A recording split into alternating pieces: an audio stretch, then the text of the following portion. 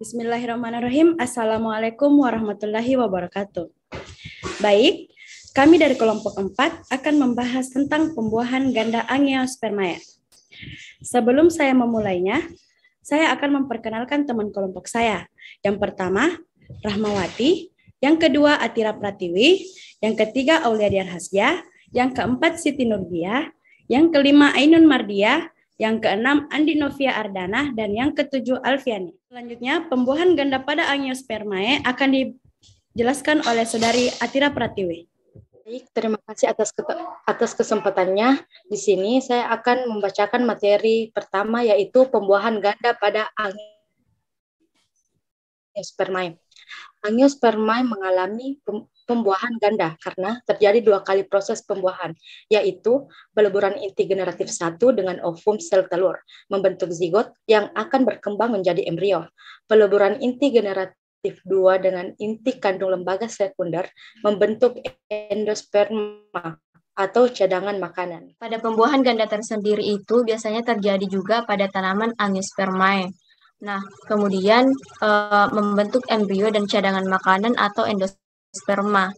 Nah, untuk lebih jelasnya, perhatikan gambar berikut ini, yang dimana pada tumbuhan Angiospermae, tepatnya pada bunga itu terdapat bakal biji di dalamnya, yang dimana bakal biji itu terdiri dari sel telur, kantung lembaga, inti kutub, nucellus, integumen, dan tangkai biji mikrofil.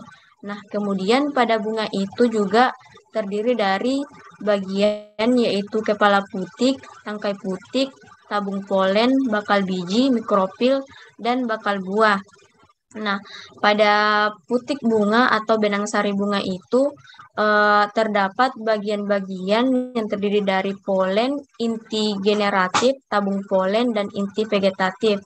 Nah, pada bagian tabung polen bunga ini, kemudian dia berkembang menghasilkan 2 sperma, yang dimana 2 sperma ini dinamakan inti kutub dan inti telur. Kemudian pada sperma ini terdiri juga atas sel antipoda dan endosperma. Next.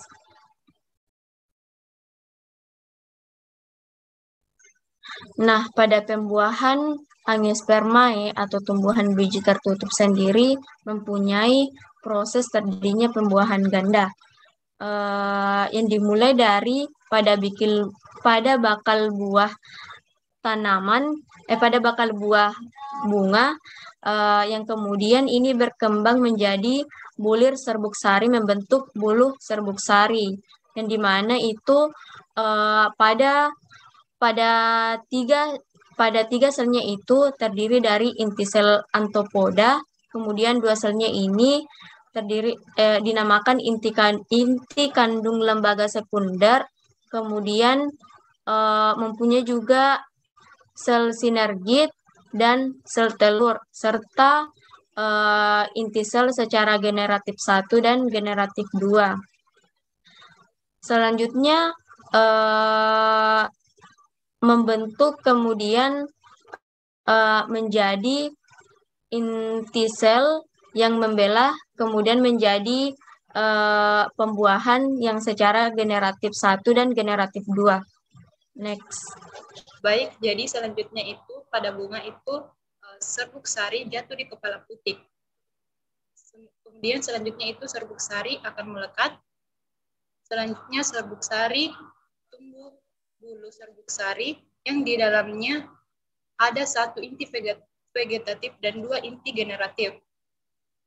Bulu serbuk sari ruang bakal biji dengan inti vegetatif sebagai penunjuk jalan. Inti vegetatif ini akan mati.